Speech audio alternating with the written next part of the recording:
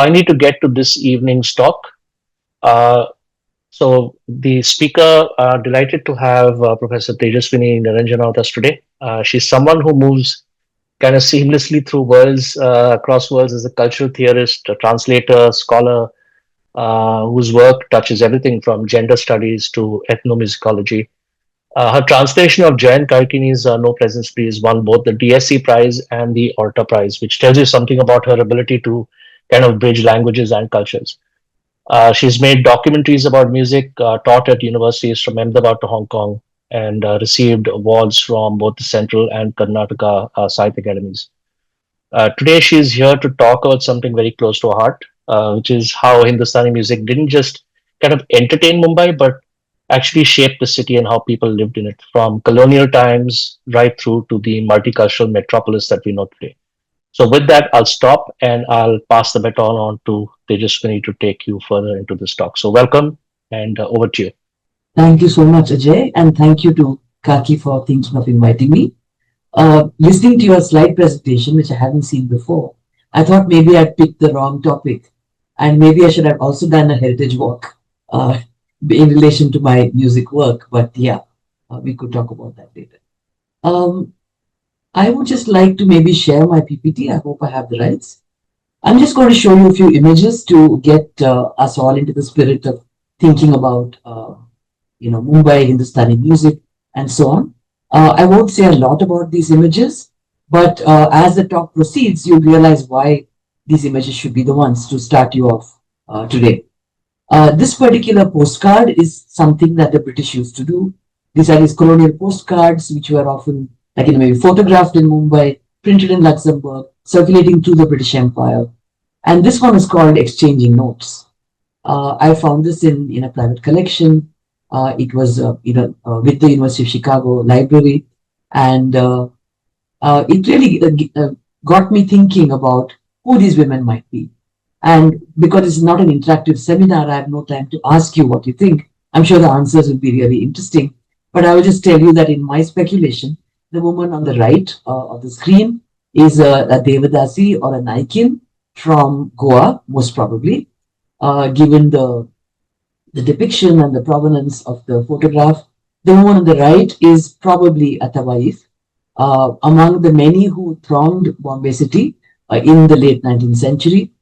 As the later Mughal courts began to decline, many people who used to work there in the courts as performers, entertainers, musicians, dancers, etc., managed to find other forms of patronage amongst the rising middle classes in cities like Bombay, Calcutta, and so on.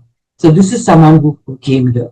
The reason I like showing this picture is because you don't often associate them immediately with what you see as Hindustani music today and the kind of women who today present Hindustani music in a place like Bombay, right? Who are usually, caste, upper class for the most part. And it also leads you to speculate as to what kind of passion, if you like, for the music was actually engaged in by these two kinds of women, and how they were instrumental in bringing Hindustani music to Mumbai, in perpetuating it, and in some ways putting it forward even as they vanished from the scene. So they are not part of the scene today for different reasons. Let me show you my next slide. This is already something you must have seen on the poster. This is done by my artist friend Jugal Modi, who lives in Mumbai and who decided to address my concern about the disappearing women by showing you how they actually, persist in terms of the records, in terms of the what you know about them. But very in brief, what happened to the Devdasi was that she married up. She had patronage from the Gujarati sheikhs. She would, also then get lessons from the great Muslim ustads who came to Bombay, enter the film industry perhaps, become, a housewife, become a teacher, become a great performer. So she disappeared in one kind of way.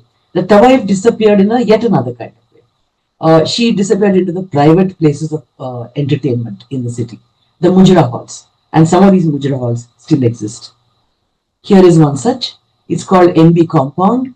And you can see this on BP Road. It's very close to the Lavington Road, Grant Road, broadly in that area, walking distance from Opera House. And it's opposite a very interesting building called Congress House, which used to be the office of the Congress at the time. I think Queen Mary School is also there, and there's a police chowki at the corner. But this took me 5 years to enter because I was not really allowed to by the people who man the security, because it's not somewhere a middle class woman today would find herself in. But it's a fascinating place. I'll tell you more about. These are probably the dancing girls who would have inhabited a mujra hall like the one that you just saw. And they're entertainers. They say that we are entertainers, we're not sex workers, right? That's what the Mumbai Sangeet Kalakar sang. This is a very different kind of presence of the fans of music. This is Trinity Club. Again, I'll be showing you something more about that and talking about it. As you can see, almost all men. This is probably, it's an old photograph. I'm guessing it's from, can someone see the date? Yeah, it's a little blurred, but I'm guessing more like 50s, 60s, I think. Here is the outer door of it. This is already about 8 or 10 years old. I don't know if it still exists. I haven't been back to see. And maybe Khaki Tours could check it out for me as well. This is the Trinity Club. And it's only for members, as you can see. This inside of the Trinity Club. I'll be showing you a very short video that begins with this. And I will tell you more about this space, which was actually founded under the patronage of Bhaskar Goa Bakle in 1907. And has been in existence since that time, and is a very important location, just a small kholi in a chawl for the perpetuation of Hindustani music. This, interestingly, is where the utsahis, the enthusiasts, would end up after a whole night of listening to music in the Ganesh Utsav in the neighborhood. And they would come here. It's still there, as those of you who live in Bombay would know, and it was there for, I guess, many, many decades, if not 100 years. This is Bhagwadi also, and is where Gujarati plays used to be conducted. Gujarati plays are important also because they carried forward the melodies of Hindustani music, as did the Sangeet Natak, which was in Marathi. And it is called Bhangwadi because, no surprises, its own connection with the opium trade and the fact that Bhang was sold at the bottom. The Royal Opera House, which is sort of in a liminal space between the old town, between the Girgaon, which is the native town, and the colonial town, which is the fort area. It's right sort of in between. And it was an interesting location because it not only had, as the images might indicate, it not only had, music hall performances, plays from England that were traveling through Shakespeare, but also had concerts by Hirabai Barodekar, plays by Prithviraj Kapoor, and so on. So it remained always a very liminal space and an important space for Hindustan. This is also very close by. You cross the road from Opera House and go down French Bridge, and you will see there's a School of Indian Music. It is still there 100 years later. I'm just showing you some of the interesting locations which perpetuated the musicophilia that I talk about in my lecture today. The Marwadi Vidyalaya High School, again very close by, close to Opera House. This is a little further off, Kalba Devi, as you might know, near the Metro Theatre. And it's still, it's obviously now become a location for sales, but it's a functional and live space. And from the 1870s was a really important location for concerts of Hindustani music and for discussions about music. This is again in the neighborhood and probably where the Naikins and Tawaips used to live. These are the old, is the Pila House or the playhouse areas. It was Ripon at once, at one time, now become Alfred Talkies. And this is where the Sangeet Natak used to be held. Another one in the same area. And this is my last image, and it will come up again as a reference in the little video that I'm going to show you. But Lakshmi Bagh, as it's called, very close to Lamington Road again, was from the early 20th century a really important location for Hindustani music.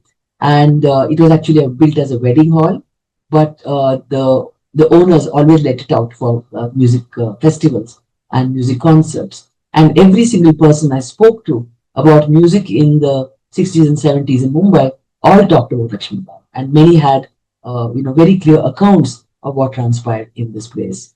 What I did when I was researching this was I also did an exhibition on making music and making space.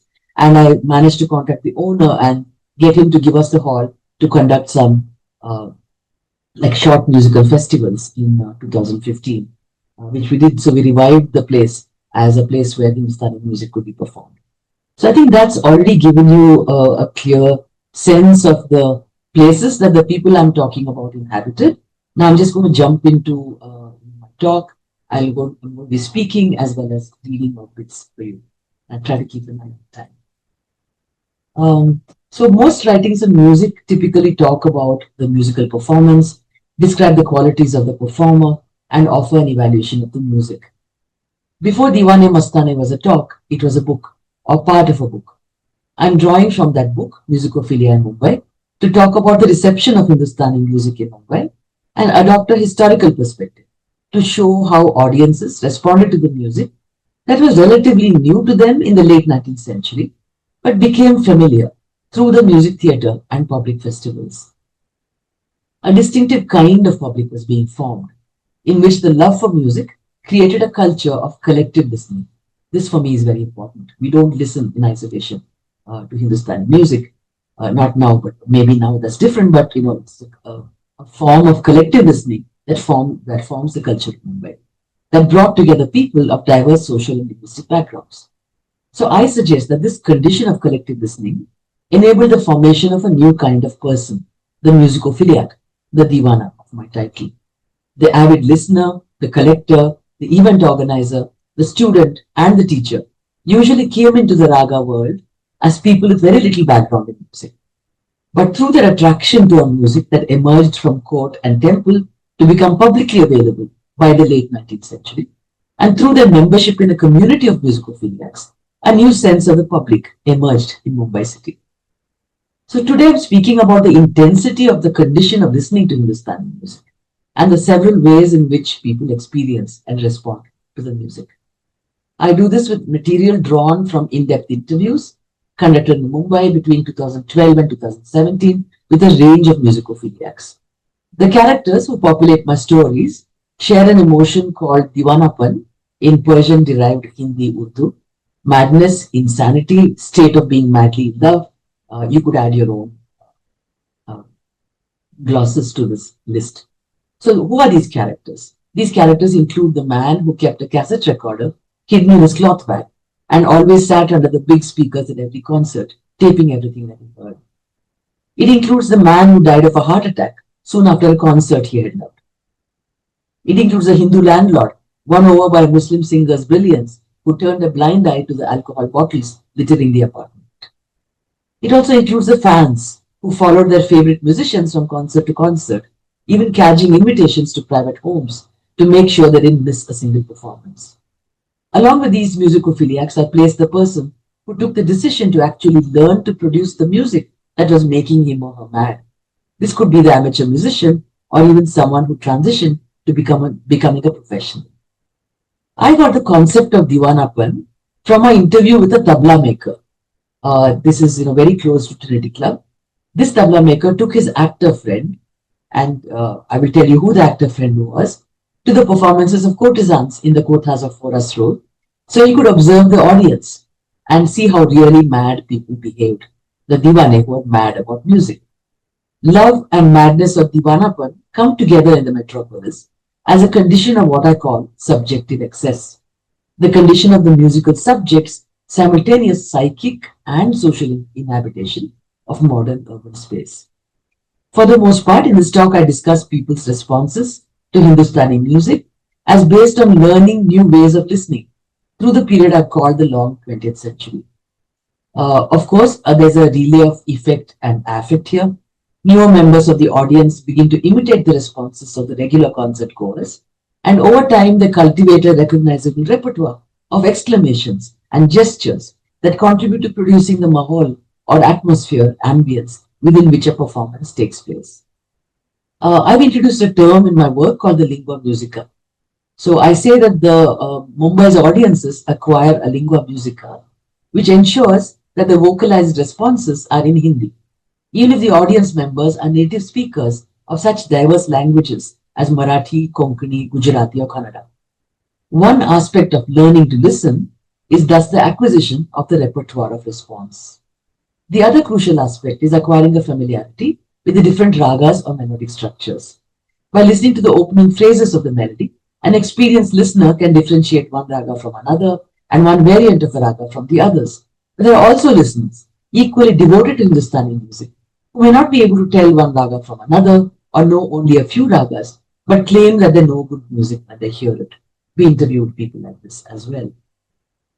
What I'm trying to do is to draw attention to the context and locations in which Hindustani music was made familiar in Mumbai over the 20th century, whether it was the Ganesh Utsav concerts described by the writer Pula Deshpande, or the private baithaks described by Nilima Kilachand of the Sajan Milap Forum in my book, or the concerts in Lakshmi Bagh and Brahman Sabha, or the Kotha of NB compound near Congress House in Dayal Singh Thakur's account I mentioned later in this talk.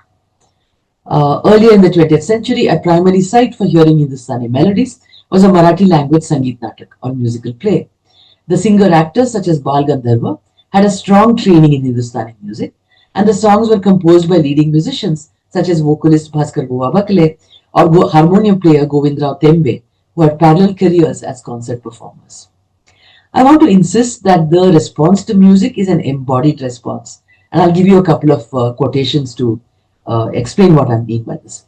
So, the film actor Durga Khote's autobiography has a very evocative passage that describes the Sangeet Natak audience of the first decade of the 20th century.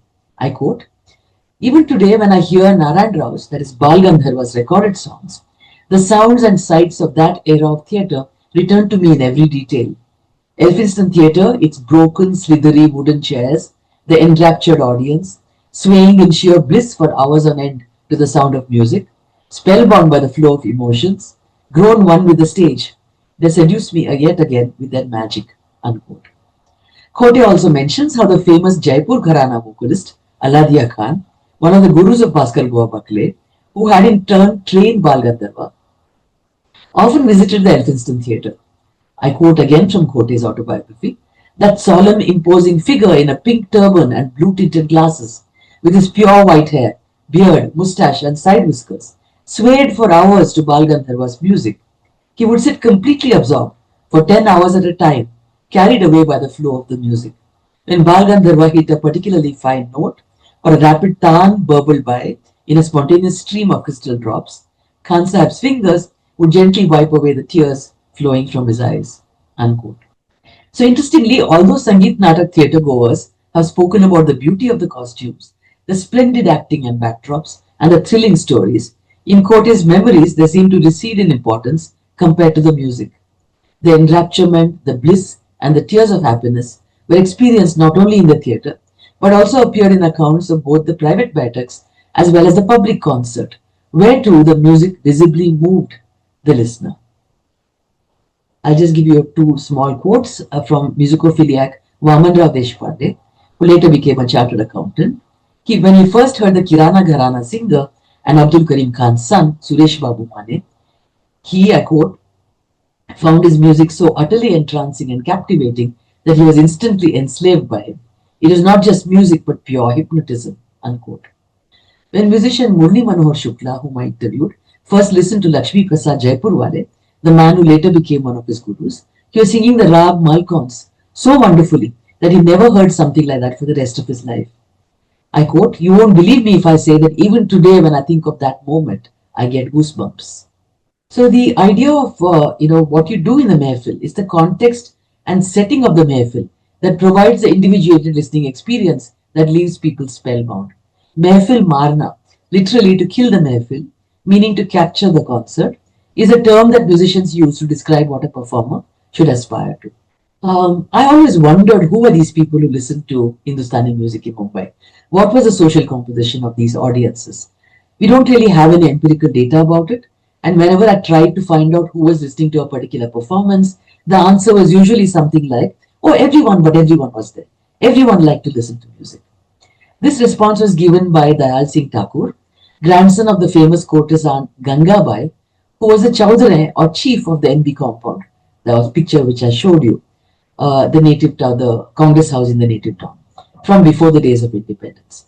Dayal Singh also told us the story of an ardent musicophiliac, which indicates that the passion for music did extend beyond the middle class. So he said, he's giving us a picture of the NB compound. Whoever was in Mumbai at the time, they would come to the mehfil or concert in MB compound. Usually my mother, that is Gangabai's daughter, would sing at the end, which would be about 4 or 5 a.m. in the morning. One day, my mother was singing, and outside, there was a milk booth outside. It still is there, by the way. That an RA milk van drove up. The driver of the van came straight inside the compound. My mother was singing. I don't know what happened to the man. Perhaps he was someone who understood music, but he fell at her feet and burst out crying. It was early morning. She was singing a Tumri in Bhairavi, and when looked at the others, they too had their handkerchiefs out. It's possible that the mehfils held in the NB compound, which has a dargah inside, attracted a more socially mixed audience, and that concert halls like Lakshmi Bagh or Brahman Sabha drew a predominantly Marathi, Gujarati, or Konkani middle class musicophiliac. Eminent sitarist Arvind Parikh speaks about the concert hall audience as 90 to 95% Maharashtrian, possibly Hindu in Girgaon, although he mentioned that many of the great Muslim musicians living in or visiting Mumbai used to attend the concerts too. Another story I have about the general appreciation of music in Mumbai is set in a working class chawl in Girgaon. Sabai Gandharva, the disciple of Abdul Karim Khan, who performed with Hirabai Barodekar, who is also the daughter of the Khan Sahib, Sabai Gandharva performed with her in the musical plays put up by her company, but he had a parallel career as a concert musician. While living in Mumbai, he taught a young Parsi called Firoz Dastur, who went on to become an important Kirana Gharana singer, alongside Gangubai Hanagar and Bhimsen Joshi from Dharwad in Karnataka, who also owed a significant part of their fame to the opportunities given by Mumbai audiences. Dastur was once preparing for a radio program, wanted to sing Rag Gujari Todi, and realized he did not have the Drut composition for the raga. He went to his guru Savai Gandharva and asked to learn the Drut composition. Why don't you get it from the recording of the Khan Sahib, he said. That's Abdul Karim Khan, the guru of Savai Gandharva. And that's what Savai Gandharva asked him to do. But it would be better if you taught me directly, pleaded Dastur. Savai Gandharva made him sit down right there in the courtyard of the chawl and began to teach him the composition. When they finished, they realized that over 100 people, probably inhabitants of that chawl, were surrounding them, listening in absolute silence. A vivid description of the sweet misery of the musicophiliac, suffering from too much choice during the Ganesh Utsav, is to be found in the Marathi writer Pula Deshpande's writings. I quote from his works. For music lovers, the 10 days of the festival were somewhat difficult. In one little location, Girgaon, numerous singers would sing in different vardas or in private courtyards. One Saturday night and so many music performances. In Ambewadi, there was Mallikarjun Mansu. In another, there was Kagar Garbua. In Brahman Sabha, there was Master Krishna Rao. In Shastri Hall, there was Rambhav Savai Gandharva. In Tara Temple Lane, there was Gangubai, known in Maharashtra as Gandhari Ahmedabad. In Chunam Lane, there was Hirabai Barodekar. One would get completely torn and anxious. Who should one listen to?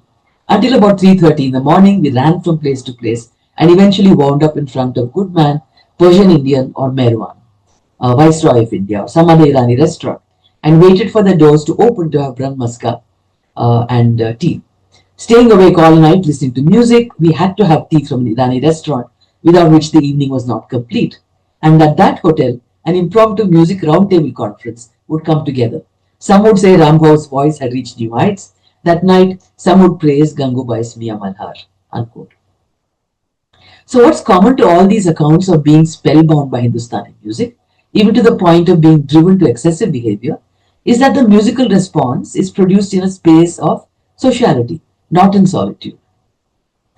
I have a section here, I'll try to keep it short, it's rather long, and I know we're running out of time, on the gender of Diwan, because I also wondered who could afford to be crazy and mad about music. Was it often only men or was it women also? And does it also work across class and caste? Again, it's not possible to find empirical evidence of how many women in Mumbai attended musical events through the 20th century, but we can make a guess by extrapolating from other public events. Available documentation of the struggle for Indian independence in the first part of the century suggests that large numbers of women were involved in mass civil disobedience and other forms of political action. Music, however, might have borne a different set of connotations, some illicit, connected to courtesans and Muslim musicians, and that would have kept middle-class women out of audiences, like the one described by Dayal Singh Thakur above in the NB compound. The timings of mehfils would have been another important consideration, The performance would begin around 11 p.m. and go on until 5 a.m. In the early decades of the 20th century, as we know from the memoirs of Govindrao Tedbe. Again, as we can see from these memoirs, going to listen to music was a form of male socializing. And while it might have provided a link between rich patrons and not so wealthy musicophiliacs, who were also perhaps students of music, it seemed to have left women from these groups out of the picture. The only women mentioned in such autobiographies are female performers who at that time were not seen as middle class. So it appears that, from these accounts that before the 1940s, the women who were to be seen in the music halls would have been from performing and courtesan backgrounds, who had become proficient in art music or sang Tumri and Ghazal. There are references to Anjani Bai Malpekar hosting other musicians in her house to take part in musical exchange and discussion. They included well-known women singers like from Banaras and Kolkata, like Gauhar Jan, Vidyadhari Devi, Rasulan Bai, and Siddheshwari Devi. Tarabai Velinkar, known as Bapu Tara, because she functioned like a male head of household, regularly organized baitaks in her house and patronized a number of musicians. Ganga Bai, the Chowdhury of NB compound, took part in musical exchanges that she hosted. The lack of references to non-courtesan women is actually a little puzzling, because from the 1870s on, Kai Khusro Kabraji, the founder of the Gayan Uttejak Mandali, wanted Parsi women to learn Hindustani music so that men would hear them singing at home and stop patronizing entertainers outside. So although Kabraji's ideas were not popular among the Parsis, the Gayan Uttejak Mandali did enable a number of Parsi women to become familiar with Indian music. When Vishnu Digambar Paluskar started the Bombay branch of the Gandharva Mahavidyalaya in 1908, he was able to attract both Hindu and Parsi women to his school. Paluskar himself, says Janaki Bakle, the historian, did not encourage women to become performers. However, the women who were his students did learn bhajans and kirtans, because the focus that he gave them was on devotional songs they could sing at home during Hindu religious festivals. When B.R. Devdar started his School of Indian Music, he was able to bring in even larger numbers of students, both men and women. So in the 1920s already, schoolgirls were learning music from Devdar at the Pratna Samaj. It's possible that new platforms of dissemination like the radio were acceptable for middle class women who are being trained in Hindustani music, because clearly that was happening for a very long time. Trinity Club photos, interestingly, they did not really become part of the concert audiences. Trinity Club photos from the 60s show a few women listening intently, although their number is far fewer than the women in the room. At the Ganesh Utsavs, which are huge public events, as you know, there would certainly have been large numbers of women. The Sangeet Natak also had many female fans. In the public concerts or amplified radio broadcasts at Rani Bagh or Victoria Garden and Malabar Hill, we may speculate that the audiences included many women, perhaps on an outing with their families. But whether these women with their multiple responsibilities could afford to be crazy about music is another matter. I'll just give you one story maybe about women musicophiliacs who are not themselves singers. There was a wealthy widow named Dakli Bai Sukhtankar or Bai, who lived in a 3-story house by the sea in Valkeshwar. This is from Durga Kote's memoir. She had inherited a great deal of property from her father, being the only surviving child. Being passionately fond of music, and as a woman of the upper classes, not being able to learn music herself, because this was in the teens or early 20s, she supported the work of Vishnu Narayan Bhatkande, the famous codifier of Hindustani music. Almost an entire floor of Bai's house was dedicated to Bhatkande's Hindustani music research project. To quote from Durga Kote's account, Bai spent thousands of rupees to help Bhatkande in his project of evolving a notation system to teach Hindustani music. She paid honoraria to all the musicians who assisted him in his work and housed them. She enabled him to travel all over India to collect the information he required. The teaching methodology for Hindustani music that he evolved was built on the strength of her support. Yet the house where this was happening was itself musically mute. I am very tempted to tell you this story as well. Let me maybe summarize it. This is about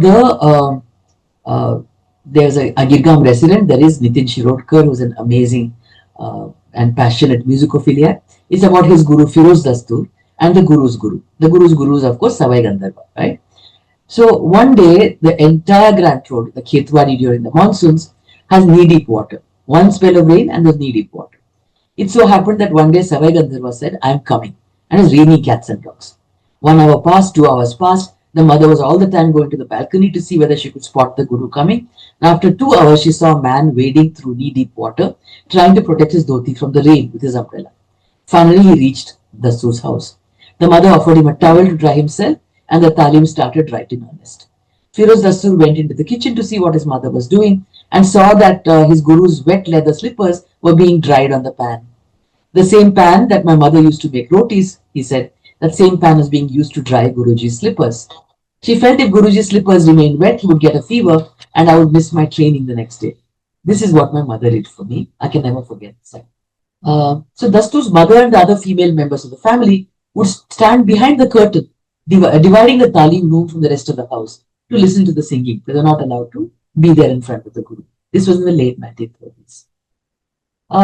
In my interviews, I found it was a common practice for Hindu women from wealthy business families to learn Hindustani music at home, usually from a resident Muslim ustad. Also, by the 1940s, large numbers of women were attending music schools, like there's the School of Indian Music. And now you can't imagine 80 years later that women are not studying Hindustani music in Mumbai. They seem to be in many ways, the majority of the people who are doing that. I have stuff on the radio, but I think that I'm going to skip it. Maybe save it for the questions. If anyone has a question about how the radio contributed to Musicophilia, I can come back to this.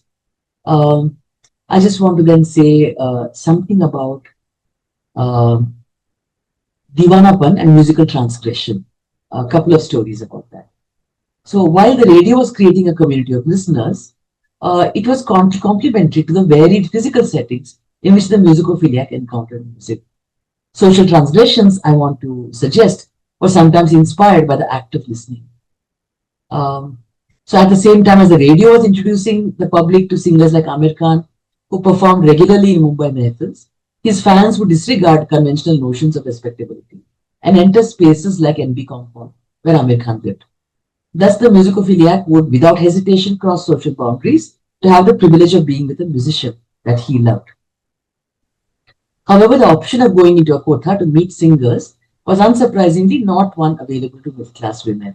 Musician Lalit Rao, who currently lives in Bangalore, who trained under Khadim Hussain Khan in the 1960s and 70s in Mumbai, knew that her accompanist, who played the sarangi, the tabla, the harmonium, she knew that they lived in NB Compound, where it would have been impossible for her to obtain a glimpse of that world, even though she lived practically next door in the Grand Road area.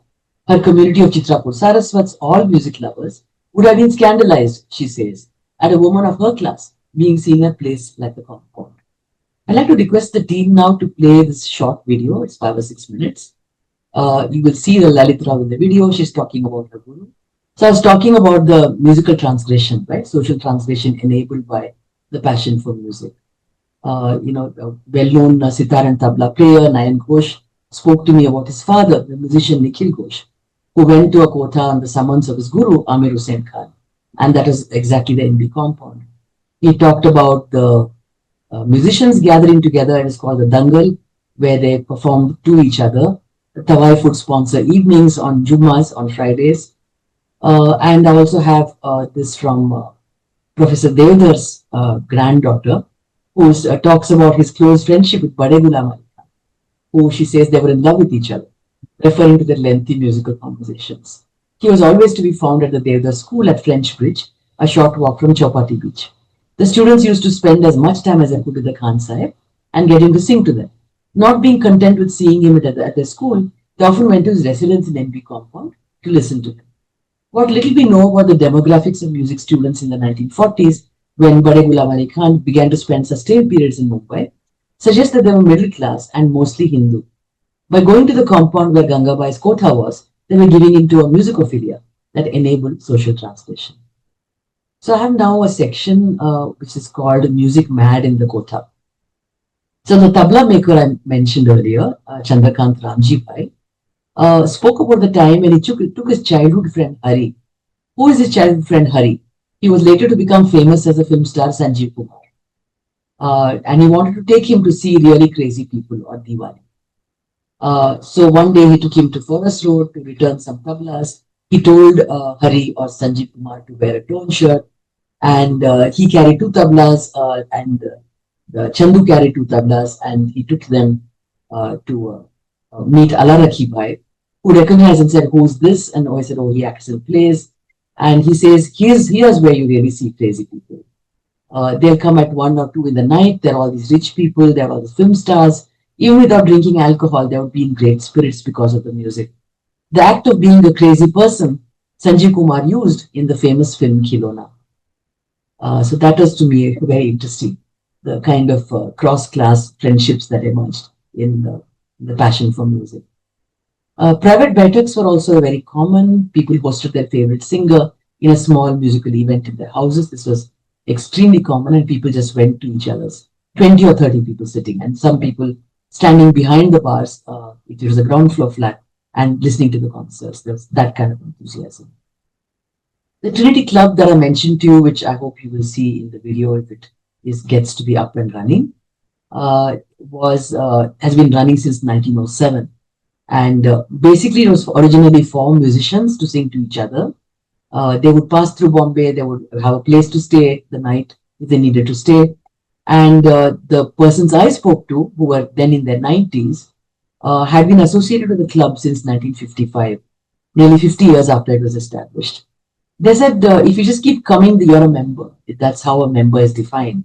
People started playing. Someone can play the tabla, someone can play the harmonium, someone can sing. They will just come, and someone will sponsor a pan, someone will sponsor a chai, and that's how the community of musicophiliacs or diwane grows in something like Trinity Club. Can I interject Yes. here? I think they can play it now. They're going to try and see if Oh, they can play it. that's fabulous. I'm actually done, so I'll just take half a minute to wind up. Yeah. Okay. So I've been talking about this whole musicophiliac formation, if you like, by talking about how the madness of loving music was manifested in Mumbai over the 20th century. So the spectrum that we cover is like the person who simply got pleasure out of listening to music, to the person who actually decides to learn how to sing. The genealogy of this practice can be traced back to those new urbanites who from the 1870s tried to learn music, including lawyers, accountants, doctors, and even the occasional judge. Some of them became so proficient that they could make a living from teaching and performing. So in my talk today, I've looked at the musicophiliac, the diwana, the person mad about music in Mumbai over the long 20th century, and presented the manifestations of the intense passion for music that gripped a large number of Mumbai's inhabitants from the late 19th century onwards. I'll stop here and we can listen to the video.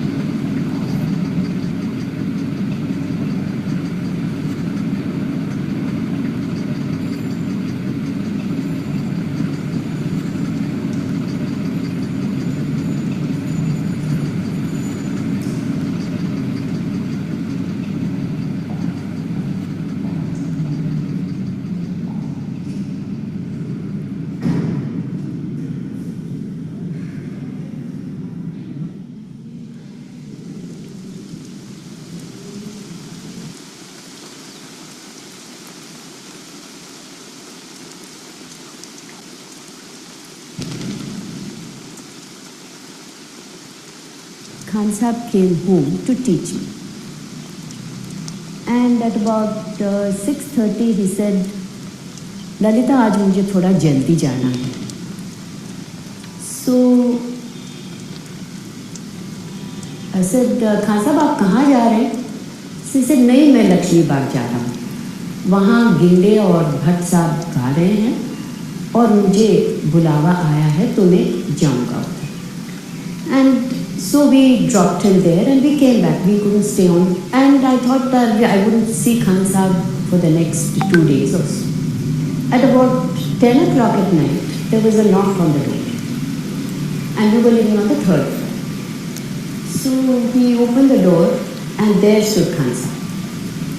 So he came in and he sat down and he said, Lalita, आज गिंडे और भट्ट जी बहुत अच्छे गाए और झिंझोटी राग गाए वो, और रातंजनकर जी ने एक उसमें बहुत बेहतरीन बंदिश बनाई है, वो उन्होंने पेश किया। तो वो सुनते ही मैं प्रोत्साहित हो गई और मैंने भी एक झिंझोटी में धृत बंदिश बनाई।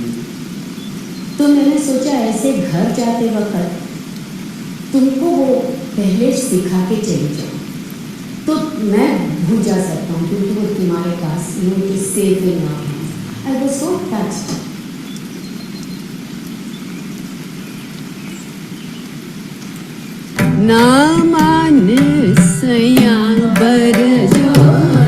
See, she's pleading that don't get me drunk. So बरजो न माने सैया बरजो न माने सैया बरजो न माने and in this you have to take the help of the beat note. बरजो न माने सैया बरजो न माने, that's it. सैया बरजो न माने सैया बरजो न बरजो न माने सैया बरजो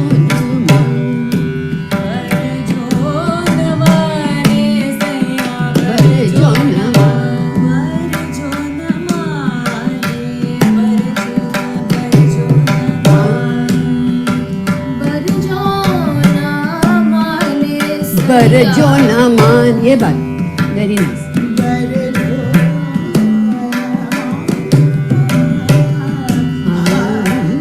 सैया बरजो बरजो बरजो न मान। You know this thing, when people join in, that is called Amad. Because when you're singing something, the audience realizes how it's going to come. Khan Sahab would say, isko Amad kehte hain. So I'm just telling you that. Yeah. सैया बरजो न माने सैया बरजो न माने बरजो न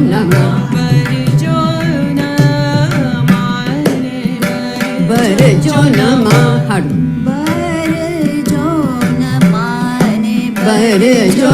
न बरजो न माने सैया मोरा बरजो न।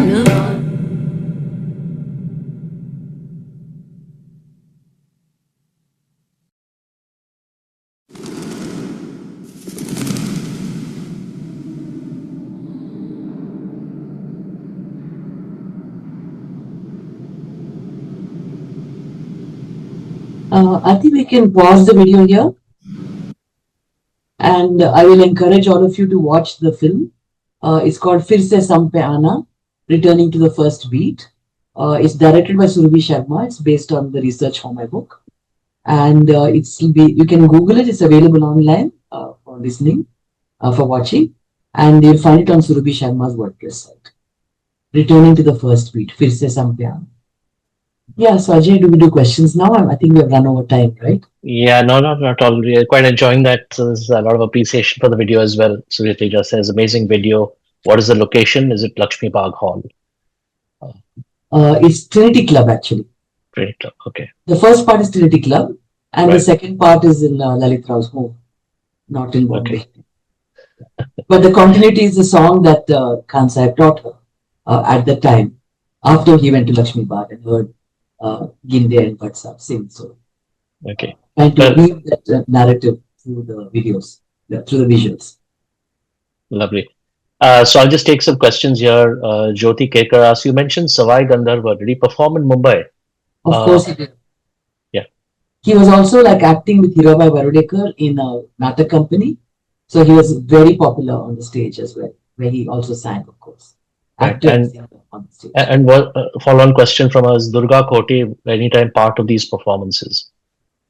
I don't know. I've only read Durga Kote's memoirs, and I think that she was obviously like much younger than the people that she writes about. And Yeah. I don't know if she. I think she used to attend Sangeet Natak, but I think she acted in films. I don't know that much about her. Actually. I think Okay. I'm not very sure she was on the Sangeet Natak stage. So Maybe some. I was very interested by the social aspect of what you mentioned in the talk, and you know, so can you kind of explain that again? I mean, what were the reasons that Hindustani classical music really took root in Bombay? I mean, because there's such a wide range of people across cultures, languages. Was it uh, was it that Gujarati plays or Parsi theatre and the Marathi Natya Sangeet? I mean, was it there? Did they lay the foundation by having classical music? Was it Ganeshotsav? So there's a bunch of things, but what do you think was really the factors that made this love for Hindustani music spread so so so strongly across different communities and languages? Well, obviously there are complicated reasons that crisscross each other. There's no Right. one cause, of course, but as I argue in my book, there's a certain sense of the idea of collective listening, that it forms a particular kind of public in Bombay. And that wasn't possible before because you did not have these large public events. Ganesh Utsav comes a little bit later in terms of inviting a lot of musicians. The Sangeet Natak and before that the Parsi Theatre are the key locations where people begin to hear the melodies of Hindustani music. Because you had the Ustads and the Tawaites, all of these people moving into places like Bombay. The Ustads trained the singers, no matter which background they came from. It was mostly light classical music, and the Parsi theatre had 60 to 70 songs per play. So it goes through the gamut of many different ragas.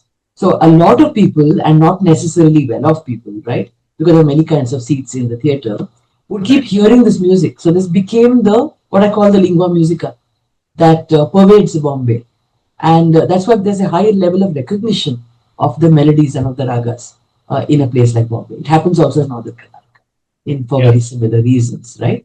So I think just the circulation of the melodies, which later take root in the film industry after 1930, when the talkie emerges.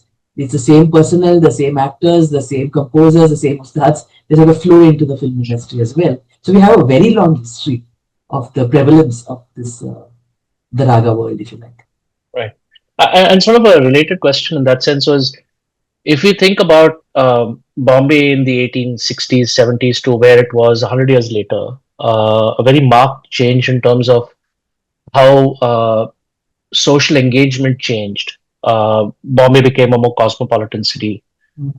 Um, was how much credit do you give to early things like music being kind of that leveler and connector between different social groups to connect Mm. with each other and have that conversation that then made Bombay into what it was 100 years later, which was a cosmopolitan city of sorts, which other cities have still not yet replicated in some ways. Yeah. So what I've tried to suggest is that a different kind of public sphere emerged in Bombay. And it wasn't only about the Enlightenment forms of representation that you find in the British colonial society, right? Bombay was a supremely colonial city, but at the same time, it had other ways of gathering, getting together, arguing, the community formations that were there, right? So you always had a very different form of engagement, going hand in hand with the affordances of colonial society, if you like. Many of the British officers would come to the Tawai's homes to listen to the music as well. So it's not as though there was a clear divide between the native town and the fort, even at that time. So, and I wouldn't say that Bombay becomes cosmopolitan in the 1970s. I think it is that in the 1870s as well. Just given the level of, the kind of people who come in, the languages that are spoken, it's not cosmopolitan in the sense of that we know it today, which is just like a shadow of the West. But I think it was deeply cosmopolitan. It is the second largest imperial city in the world after London in the late 19th century, right? I think that what happens by the 70s is a different kind of cosmopolitan, far more geared to, I suppose, advertising plays a major role, and multinationals coming in would I think, give it a very different color. But in terms of being open to diverse influences, it was there in the 1860s and 70s. So actually, I just noticed Suriteja has a sort of similar question. How influential do you think these public Baitak spaces were in creating an egalitarian society in Mumbai? It seems that there were only few places where people across class, religion, gender could meet and exchange ideas. Right. I don't know how much they exchanged ideas. I think people are in an enraptured state listening to the music. That's why I say it's a different mode of engagement. I don't really know. I mean, I don't want to make a huge claim saying it is a great leveler and everyone could enter there. I'm sure that if you didn't wear the right clothes, you probably were gently eased out of the place, a place like Lakshmi Bagh. I don't really know, right? But if you're talking about the lower middle classes, the middle class, and the elite, I'm sure they found an acceptable place in attending these. The Ganesh Utsav would have been a very large space where I've talked to people who conduct these utsavs and who still invite musicians. That would have been a far more open and public place. I don't know about any conversation that happened except to express the appreciation for the music. I don't know about that. And I think that also, interestingly, if you strolled in the public gardens, and everyone could do that, you heard the music because the Bombay Radio Club, they were all playing the music in Victoria Garden and in Malabar Hill. They had huge speakers. I was stunned to find this out in my research, actually. It's really truly amazing. So in terms of exposure, it was very much there. And the exposure is already there with the theatre. Yes? Right. But I don't want to make any tall claims about that this became that we all love each other in this space kind of thing. I doubt that happened. Fair enough. Another question more on the kind of origins of the Hindustani music in Mumbai, Bombay, is did Hindustani music come to Bombay through Devdasis and courtesans, asks Jyoti Kekar. And I guess related question also from AK is, was this also a result of migration of senior musicians from Calcutta to Bombay? I see. Those are very interesting questions. And I think, again, there's no one reason. From what I can gather, from mostly from my secondary reading and a little bit of archival work, is that the migration basically happened because of the movement from the princely states. So there's actually a double migration, if you like, from the Awadh.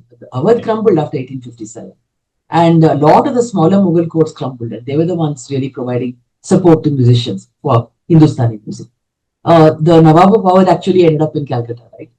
That's what happened. And he took the court with him, he took some entertainers with him. But the migration was to some of the princely courts, who were not directly under the British, but were under British residency. So these princely kingdoms received, and they had special money allocated by the British to support culture, to keep them happy and pacified. And they were the ones who then hosted the musicians after the Mughal Empire declined. Which is why you have the names of the gharanas, which are these little princely kingdoms, Kirana, Jaipur, Atroli. So the musicians went and settled there, and from there they moved to the commercial centers because they really were not able to find the livelihood anymore. Khadim Hussain Khan, for example, Lalit Rao's guru, he had really came from a very poor family, and his mother told him when he was a teenager, go to Bombay and seek your fortune. He had an uncle there. So he joined the uncle, he started taking classes because tuitions were becoming popular at the time, and then began to make a living slowly, making his way in the world. So it was like a double wave of migration that leads to places like Bombay and also Calcutta becoming very central in the growth of Hindustani music. But my claim, that I'm very partial to Bombay, is that Calcutta was different. It is still, in some senses, a feudal place.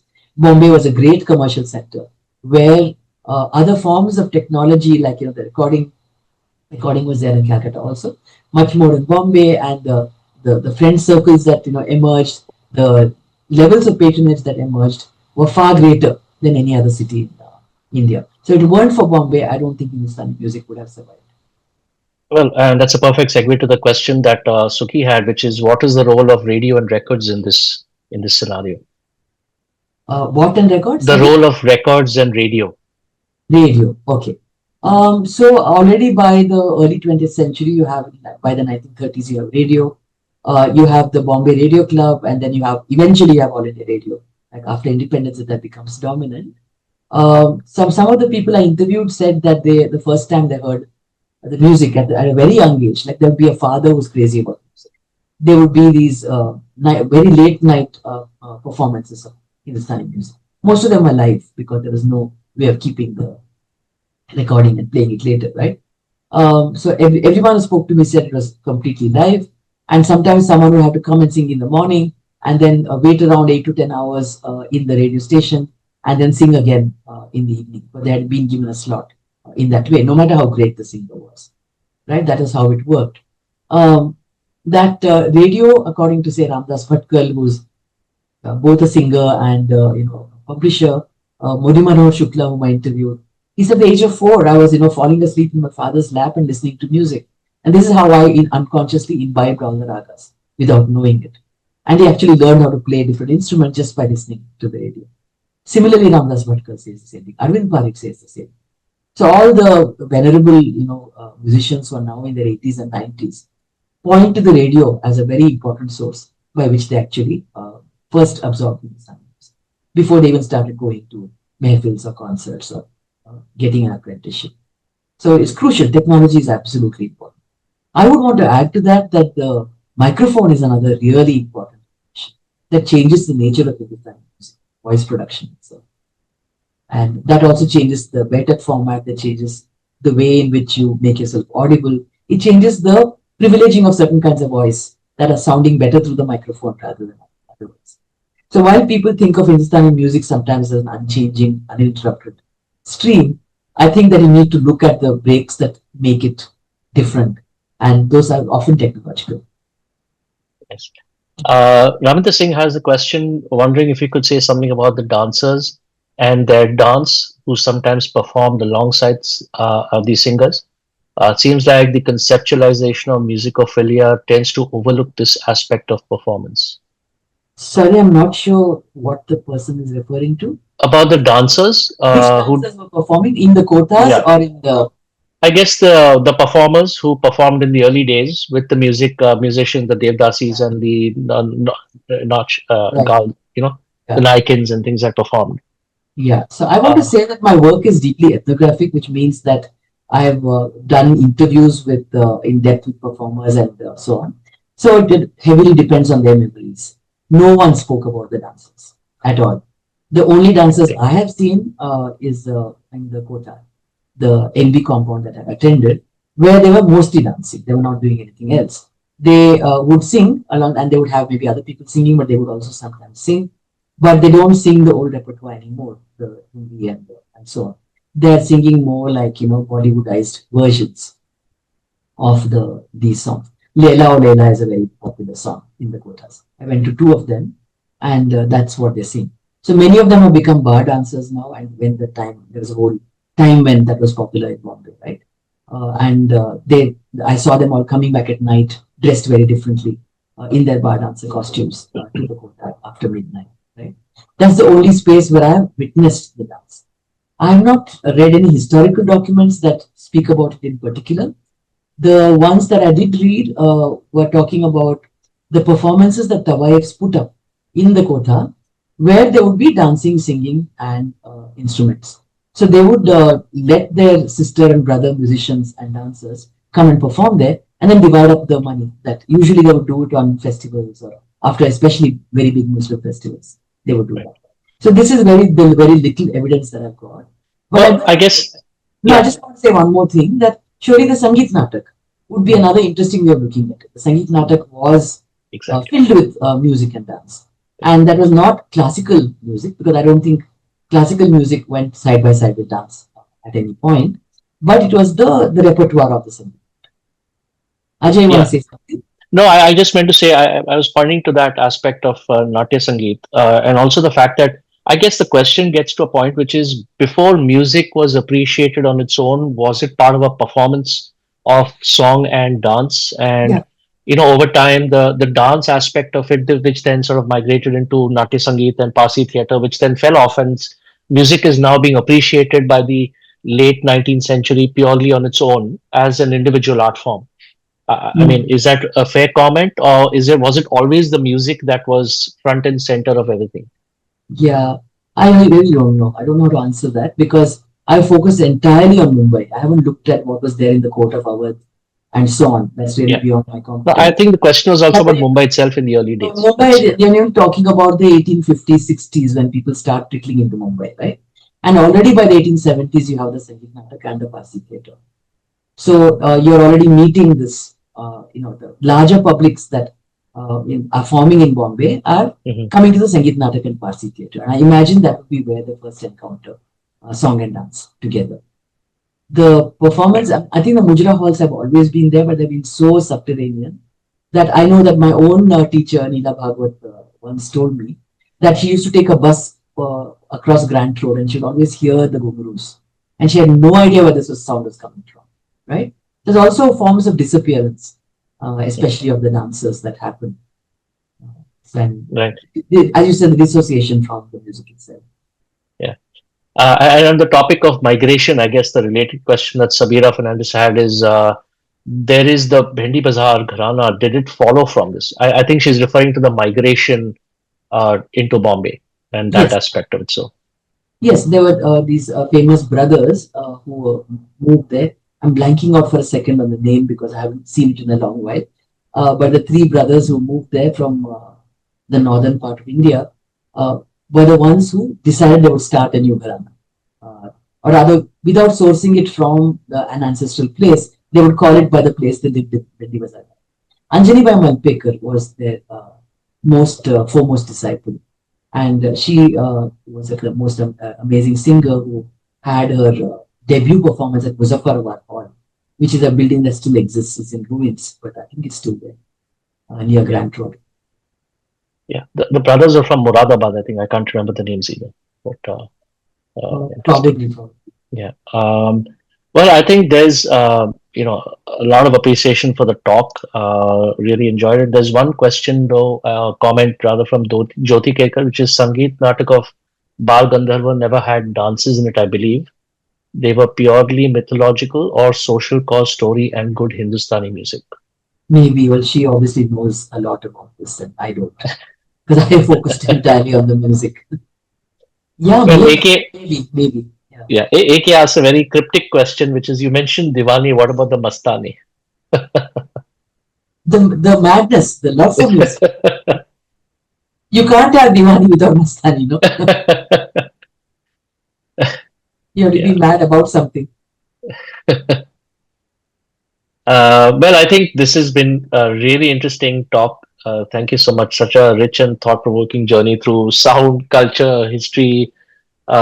Thanks so much for reminding us. To me, the takeaway is of course, Mumbai doesn't just have a skyline; it also has a soundtrack. So, thank you for that. Really enjoyed it. Thanks so much, and thanks to everyone else. Loved it. Thanks, says Sukhi. Very interesting. Thank you, says Jyoti Kekar. And there's a lot of comments that have come to me one-on-one as well. I think by mistake, saying that they really enjoyed the talk. So thank you so much, Tejaswini Niranjana, and thank you for everyone else for having joined us this evening. And see you guys again next week. Thank you. And thank you, Ajay, for hosting so graciously. Bye bye. Thank you all. Bye.